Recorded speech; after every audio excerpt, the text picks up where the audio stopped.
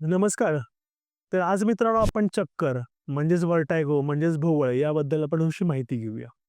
बरेचदा माझे रुग्ण येतात. चक्कर आली म्हणजे सर मानेत पट्टा घातला आणि असं समजायचं की माझी चक्कर मणक्यामुळे येते. हे ते गृहीत धरलं असतं त्यांनी, की माझी चक्कर मणक्यामुळे येते. मी मणक्याचा एक्स-रे काढलाय आणि मणक्याच्या डॉक्टरनी सांगितलं मला मानेत पट्टा वापरा.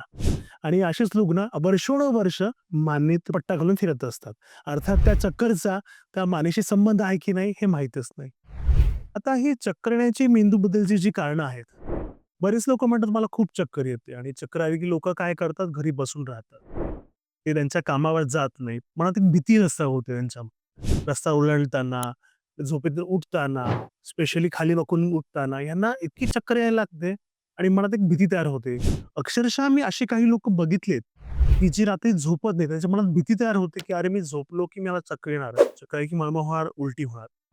ही मनात जी भीती आहे ती त्यांच्या साचत जाते आणि ती लोकं अँक्झायटी आणि डिप्रेशनची हानिकारक. तर आपण आता मेंदूबद्दलची जी कारणं आहेत त्याच्यामध्ये खूप कॉमनली जे बघितलं जातं त्याला बिनाइन पॅराक्सिमल पोझिशनल व्हर्टायगो म्हणतात.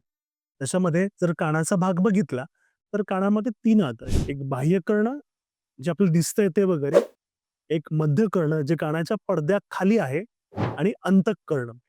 अंतःकरणामध्ये जे ॲपरेटस 2 कामं असतात. एक आपण जे ऐकतो ते आणि जे दुसरं म्हणजे जे बॅलन्स ठेवतं ते. जे बॅलन्स ठेवतं जे ॲपरेटस त्याला म्हणतात तोलयंत्र मराठीमध्ये किंवा इंग्रजीत व्हेस्टिब्युल म्हणतात.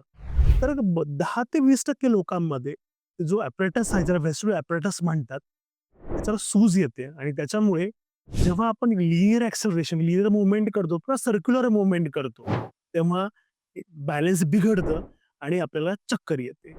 ही बिनाइन पॅराक्सिमल पोझिशनल व्हर्टिगोची कारणं आहेत. अर्थात योग्य असा व्यायाम, मानेचा समतोल आणि औषध गोळ्यांमुळे ही चक्कर 100% बरी होते. तर आपण एक पॅराक्सिमल पोझिशनल व्हर्टिगो हे समजून घेतलं आहे आणि त्याबद्दलची ट्रीटमेंट हे मेंदू आणि मणका आणि तसेच कान, नाक, घसा तज्ञ डॉक्टरांच्या सल्ल्याने पूर्णतः बरी केली जाते.